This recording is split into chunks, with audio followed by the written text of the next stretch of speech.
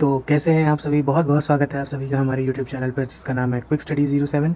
आज हम स्टार्ट करने जा रहे हैं अपने क्लास 10th ICSE में सिलेबस डिस्कशन, जिसमें आएगा हिस्ट्री, सिविक्स एंड ज्योग्राफी। ये लेटेस्ट सिलेबस है, लेटेस्ट कंटेंट है जो हम पढ़ाने जा रहे हैं। तो चलिए शुरू करते हैं।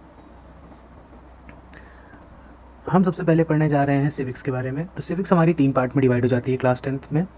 इसमें आ जाता है union legislature, union executive and the judiciary. अब इसमें देखिए यूनियन जो लेजिस्लेचर आएगा इसमें 2 आ जाते हैं। एक होता है राज्यसभा के बारे में पढ़ेंगे, फिर लोकसभा के बारे में दूसरा। उसके बाद आ जाता है हमारा यूनियन एग्जीक्यूटिव, जिसमें हम लोग president, the vice president, the prime minister and council of ministers के बारे में पढ़ेंगे। फिर हमारा तीसरा आ जाता है जुडिशरी, जिसमें हम लोग पढ़ते हैं supreme court, high court and subordinate courts के बारे में।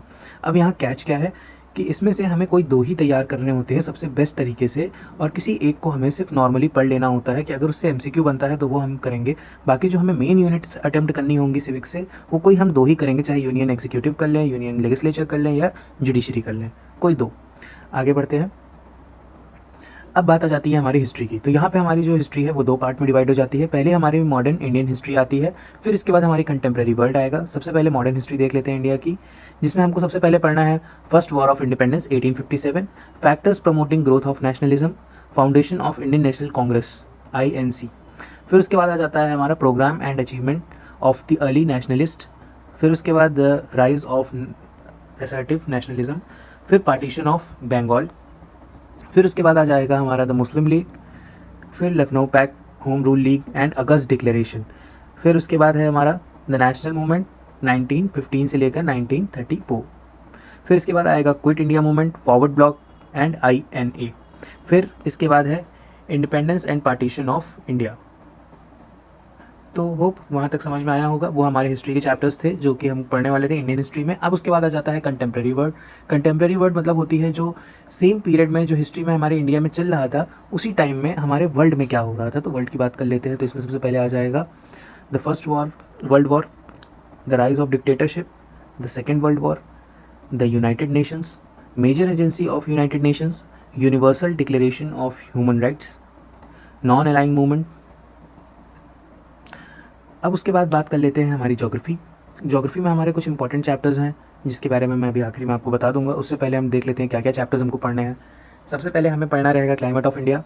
क्लाइमेट ऑफ इंडिया के बाद हम पढ़ेंगे soil, natural vegetation, water resources. फिर उसके बाद आ जाएगा natural gas, oil, refineries, minerals in India में ये पोर्शन आता है। फिर इसके बाद हमारा नेक्स्ट टॉपिक रहेगा एग्रीकल्चर इन इंडिया, इंट्रोडक्शन हो गया, फूड क्रॉप्स हो गया एंड कैश क्रॉप्स। इस जितने पेज में ये हमारा पूरा दिया हुआ है, ये सभी टॉपिक बहुत इंपॉर्टेंट हैं।